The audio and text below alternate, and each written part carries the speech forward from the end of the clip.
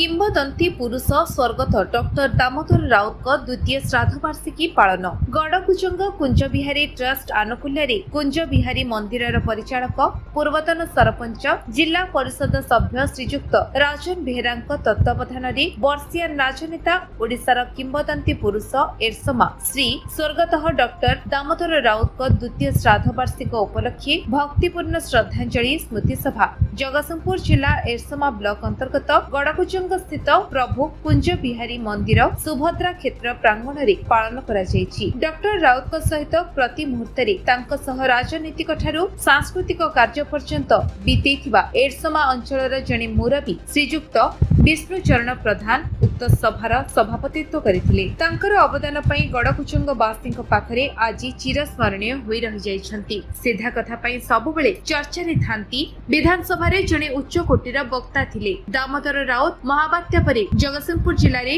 में भूमि सजाड़बारे थिला मुख्य भूमिका। पंचायतराज व्यवस्था रे महिला को 33% संरक्षण रे थिला बड़ भूमिका। अबकारी विभाग, कृषि, महिला और शिशु विभाग, सूचना और लोक संपर्क विभाग, राज्य रे पंचायतराज और स्वास्थ्य मंत्री थिले। विभिन्न मंत्रिमंडल रे 15टी गुरुत्वपूर्ण विभाग रे दायित्व रे थिले। सभा रे उपस्थित थिले एरसमा ब्लॉक बिजू जनता दल सभापति श्रीजुक्त पीतबास्क छायर, चटुआ पंचायत पूर्वतन सरपंच संजय कुमार महंती, पूर्वतन समिति सभ्य नकुल नायक, बामदेवपुर पंचायत सरपंच प्रतिनिधि हरिहर लिंगराज महंती, बामदेवपुर पंचायत समिति सभ्य विक्रम महापात्र, विजय चंद नायक, बीजेपी नेता निराकार स्वाई, चंदन मल्लिक प्रमुख जोगदे श्रद्धांजलि अर्पण करथिले।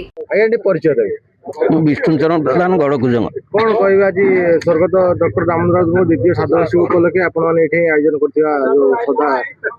स्वर्गत डॉक्टर दामोदर राउत द्वितीय श्राद्ध वार्षिक उत्सव उपलक्षे तांकर स्मृति गुणगान करिया कौन अच्छी से एक अलिभा व्यक्तित्व अनेक व्यक्तित्वर अधिकारी से जहाँ फल कि से ये अंचल एवं ये गड़कुजंग ग्राम पंचायत एवं इतिहास को पुनर्जीवित करने जहाँकि दीर्घ काल धरी 1568 मसीह 1949 मसीह गड़कुजंग मंदिर भांगी पड़ा से 1974 मसीह राजनीति में प्रवेश कले।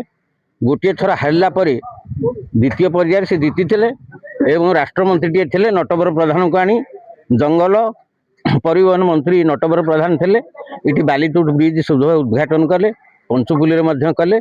ता परवर्ती पर्याय दायित्व नहीं ये गड़कुजंग ग्राम पंचायत जो ऐतिहासिक प्रसिद्ध देव मंदिर कलापहाड़ समय आक्रमण हो कौन प्राकृतिक विपर्य पुरातन मंदिर टी भांगी पड़ा ये अंचलवासी बहुत दुखरे थे जहाँ से पुनरुद्धार कले। कौन एमती आप अनुभव करते दामबाबूर कौन एमती स्वप्न थिला जहाँ अधूरा अच्छी आपण माने भाबुछन स्वप्न को अधूरा पूरण कर यथेष्ट कार्यक्रम थिला आमे कहीं आशा करि पारुनु तांको भली आउ जने नेता किए पुनर् अनेक विधायक भाव में आसुचंती किंतु से स्थान कहीं पूरण करि परिबे नाही बोली आमे कहीं भाबुछु। आगे परिचय देवे निराकार स्वाई भारतीय जनता पार्टी 3 नंबर जन्म जिला परिषद प्रार्थी थी। कौन कहे आज जो डॉक्टर दामोदर द्वितीय श्राद्ध वार्षिक उपलक्षे आप आसी गड़कुजंग मंदिर पाखे उपस्थित दामबाबूर जो स्मृति की मन पकड़ कौन कहे देखु एमती किसी व्यक्ति था जे माटी सहित जोड़ी होगी था दामबाबूर गोटे डायलॉग थिला आग माटी तापर पार्टी राजनीति बहु ऊर्ध्वे से चिंता करती चेतना थिला तांकर अनुकरण करवा पदपथ को दे जाइथिबा मतामत को आज गड़कुजंगवासी जो कार्यक्रम कर गड़कुजंग मंदिर कमिटी एवं ये कार्यक्रम सभापति एवं समस्त गड़कुजंगवासी को धन्यवाद देवी जे डॉक्टर दामोदर राउत जो चेष्टा और प्रचेष्टा थिला गड़कुजंग मंदिर खाली नुहे समग्र एरसमार विकास विकास पूर्ध को मन रखी मुझे समस्त धन्यवाद देवी। तो आम माने प्रत्येक मीटिंग रे आपनकर दामबाबूर जो स्मृति को आपण मन पकांती दामबाबू ये अनुप्राणित होई आपण जने माने रोड पर व्यापार आरंभ करी दामबाबूर स्मृति रे ये करी आपण बहुत प्रकार कार्यक्रम हाथ नहीं चंदी कौन कहिबे केमिति कौन प्रेरणा पाइले देखंतु दामबाबू कर गोटे नेचर होउची आपण जानिथिबे सुना को समस्त चिन्ही पारंतिनी किछि लोक सुना को बेंगी पितल भावती किछि लोक सुनार मान बुझंती तेणु दाम राउत होउचंदी सेही लोक जे सुनार मान बुझंती तेणु लोक चिन्हिबारे दामबाबू होउचंदी श्रेष्ठ मनीष तांको भलिबा लोक चिन्हिबा व्यक्ति अंचल रे केही नाहंती तांकर आशीर्वाद से मते मोठे किछि करिवार कैपेसिटी थिला किछि कहिवार कैपेसिटी थिला ये अंचल पई भाबिवार कैपेसिटी थिला बोली से अनुभव करंती एवं मते रास्ता कडर चाट दुकान नु टाणी राणी राजेंद्र पुरई थिले तेणु सेति पई मो जीवन सारा मु तांको मोर गुरु बोली भाबे एवं तांकरी पथ अनुपण करी चाले। आपण किछि दिन तळे सियाळी रे गोटे दामबाबूंगर प्रतिमूर्ति उन्नतन प्रतिमूर्ति स्थापन करिया पई बदे ये करथिले वर्तमान पई चारिटी जोन रे करिया बिले देखो मु से कथाटा सीधा सळ कहि दउची आसंता मासरे आम डॉक्टर दामोदर राउत प्रतिमूर्ति स्थापन करूँ एवं यथाशीघ्र एरसमा ब्लॉक रो चारिटी जाक जोन रे चारिटी प्रतिमूर्ति बसिबो एवं आसंता वर्ष एई दिन बेलकू आपण लेखिकी रखंतु चारिटा मूर्ति बस सारथो। बिजु जनता दल सभापति एरसमा ब्लॉक 3 नंबर जोन जिला परिषद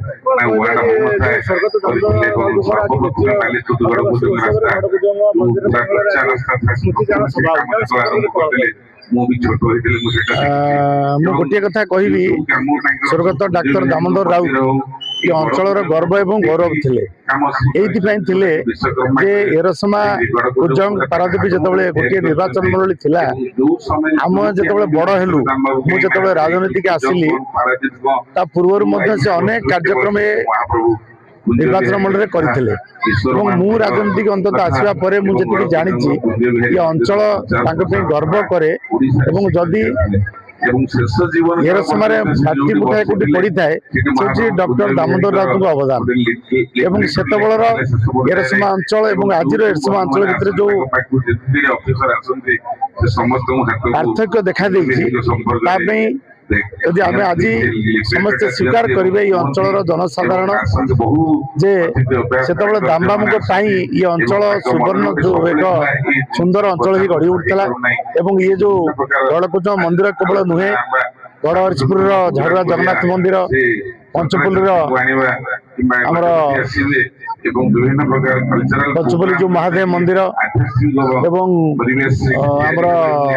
नुआ गाँव जो कदम मठ मंदिर ये अंचल जिते मंदिर एरसमार काशी विश्वनाथ मंदिर घोड़ाडियार महादेव मंदिर जिते मंदिर ये अंचल गढ़ी उठी सब तांकर अवदान एवं तांको पाई ये अंचल गर्व करे जे प्रत्येक जिनिस रास्ता घाट आरंभ कर पीवा पानी आरंभ कर मंदिर पर्यंत विशेषकर शिक्षा अनुष्ठान विभिन्न धर्मानुष्ठान से गुरुत्व देइथिले एवं आज ये अंचल गर्व करे अवर्तमान ये एरसमा माटीर ओडी माटी समस्या घेरुचंती जे कई एठी नेता हेले समस्ते दामबाबू को सम्मान करती एवं अवर्तमान आज श्रद्धांजलि सभा ये आम करूँ आगामी दिन में ये श्रद्धांजलि सभा स्मृति सभा जारी प्रतिदिन आम सहित सब अवर्तमान मन रखू ये हूँ मोर संकल्प।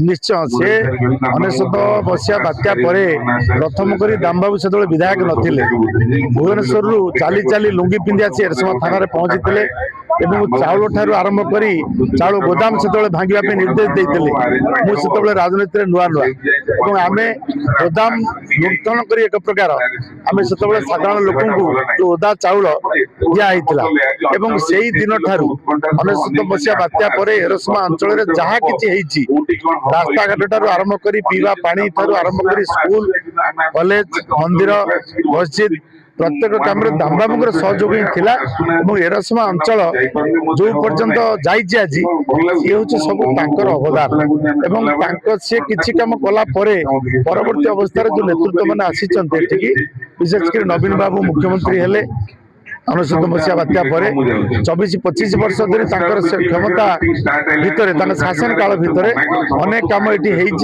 परवर्ती अवस्था दामबाबू परवर्ती अवस्था जो मैंने आसी प्रशांत भाई आसछंती बाबुली भाई आसछंती आज शारदा बाबू आसछंती समस्ते पथ को अनुसरण कर अनेक उन्नयनमूलक काम आरंभ हो आज पर्यटन चलती। संजय कुमार महांती चटुआर पूर्वतन सरपंच। कौन कहबे आज जो स्वर्गत दामोदर राउतଙ୍କର आज द्वितीय श्राद्ध वार्षिक आज गणकुंज मंदिर प्रांगण तार उत्सव मनाଯାଉଛି कौन कहबे दामबाबू संबंध दामबाबूଙ୍କର ଆଜି ଦ୍ୱିତୀୟ ବାର୍ଷିକ ଶ୍ରାଦ୍ଧ ଉତ୍ସବ ତାଙ୍କର ଆଜି ସ୍ମୃତି ସଭା ଏଠି ଆମେ ପାଳନ କରୁଛୁ। ସେ ହେଉଛନ୍ତି ଅଦ୍ୱିତୀୟ ନେତା ଆମ ଏ ଅଞ୍ଚଳର।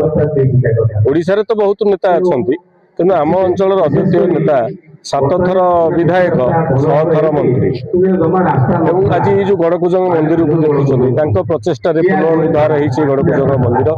ଲକ୍ଷାଧିକ ଟଙ୍କା ଖର୍ଚ୍ଚ କରିକି ମନ୍ଦିରକୁ ଗଢ଼ି ତୋଳିବାରେ ତାଙ୍କର ବହୁତ ପ୍ରଚେଷ୍ଟା ରହିଛି ଏବଂ ଏର ସମୟରେ ସେ ଲୋକମାନଙ୍କର ଯେତିକି ସହଯୋଗ ଲୋକମାନଙ୍କୁ କରିଛନ୍ତି ଏ କରିଛନ୍ତି ଅନ୍ୟ ଦ୍ୱିତୀୟ ନେତାମାନେ ଏହି ସେତେ କଥାଟା କରିନାହାନ୍ତି ଲୋକମାନଙ୍କର। ତେଣୁ ତାଙ୍କର ଯୋଉ ଦୃଢ଼ୋକ୍ତି ବା ତାଙ୍କର ଯୋଉ ସ୍ପଷ୍ଟବାଦ ନୀତି ସେଥିପାଇଁ ଆମେ ତାଙ୍କୁ ମନେ ନିଶ୍ଚିତ ରଖିବୁ, ମନେ ପକେଇବୁ। ବର୍ତ୍ତମାନ ତ ସରକାର ଯେତେବେଳେ ଗତ ସରକାରରେ ଅଫିସର ମାନଙ୍କ ଶାସନ ଚାଲିଲା କେବଳ ଜଣେ ମାତ୍ର ଲୋକ ଦାମବାବୁ ସେ ଲୋକମାନଙ୍କ ଶାସନ କଥା କହୁଥିଲେ କାହିଁକି ମାନେ ଲୋକମାନଙ୍କ ଦ୍ୱାରା ଏମାନେ ପ୍ରତିନିଧିତ୍ୱ କରୁଥିଲେ। ଲୋକମାନଙ୍କ କଥା କହିଲା ବେଳେ ସରକାରୀ ଅଧିକାରୀ ମାନେ ତାଙ୍କୁ ବିରୋଧ କରୁଥିଲେ କିନ୍ତୁ ସେ ଲୋକମାନଙ୍କର ନେତା ଥିଲେ, ଲୋକମାନଙ୍କର ମନ୍ତ୍ରୀ ଥିଲେ, ଲୋକମାନଙ୍କର ବିଧାୟକ ଥିଲେ ଏବଂ ଲୋକମାନଙ୍କ ସାଙ୍ଗରେ ଥିଲେ। ତେଣୁ ତାଙ୍କ ଭଳି ଜଣେ ନେତା ଆମେ ଆଉ ପ୍ରାୟ ଏରସମାବାସୀ ପାଇବୁ ନାହିଁ। ତେଣୁ ସେଥିପାଇଁ ତାଙ୍କର ଆଜି ଯୋଉ ଶ୍ରାଦ୍ଧ ଉତ୍ସବରେ ଅନେକ ଲୋକ ଏଠି ସମାଗମ ହେଇଛନ୍ତି। ତାଙ୍କ ଦାମବାବୁ ଅବର୍ଦ୍ଧ ମନରେ ବର୍ତ୍ତମାନ ପାଇଁ କେମିତି କଣ ଆପଣ ଅନୁଭବ କରୁଛନ୍ତି ଦାମବାବୁଙ୍କର ସ୍ମୃତି କି ଦାମବାବୁ କଣ ଦାମବାବୁ ଯେତେବେଳେ ବିଧାୟକ ଥିଲେ ମନ୍ତ୍ରୀ ଥାଆନ୍ତୁ ନଥାନ୍ତୁ ସେ ଗୋଟେ କିଏ ଫୋନ କଲେ ଅଫିସର ମାନେ ଲୋକଙ୍କର କାମ କରିଦଉଥିଲେ।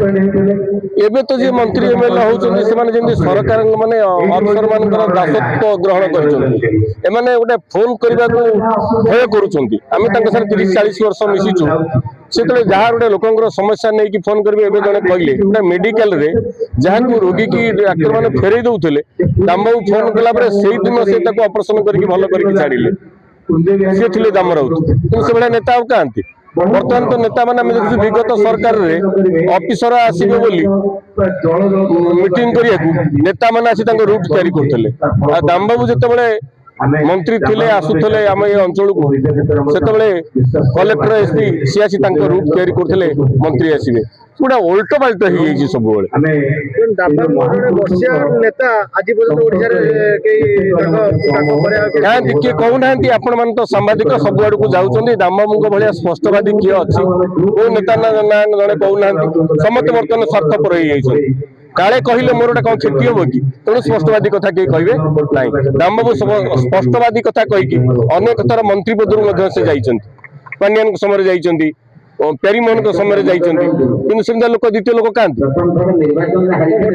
ଆଜି ଦାମବାବୁଙ୍କର ଯୋଉ ଶ୍ରଦ୍ଧାଞ୍ଜଳି ସଭାରେ ଦାମବାବୁ କଣ କହିବାକୁ ଚାହୁଁଛନ୍ତି? ଆମେ କହୁଛୁ ସେ ଅଦ୍ୱିତୀୟ ନେତା, ଆମେ ତାଙ୍କୁ ସବୁଦିନ ମନେ ପକେଇବୁ। ଆଉ କଣ ଯେହେତୁ ସେ ଆମ ପାଇଁ ଅନେକ ଏ ଅଞ୍ଚଳ ପାଇଁ ବହୁତ କଥା କରିଛନ୍ତି ତେଣୁ ସ୍ପଷ୍ଟବାଦୀ ନେତା ହିସାବରେ ଏ ଅଞ୍ଚଳ ତାଙ୍କୁ ସବୁଦିନ ମନେ ପକେଇବ। Report Biswabijay news Odisha.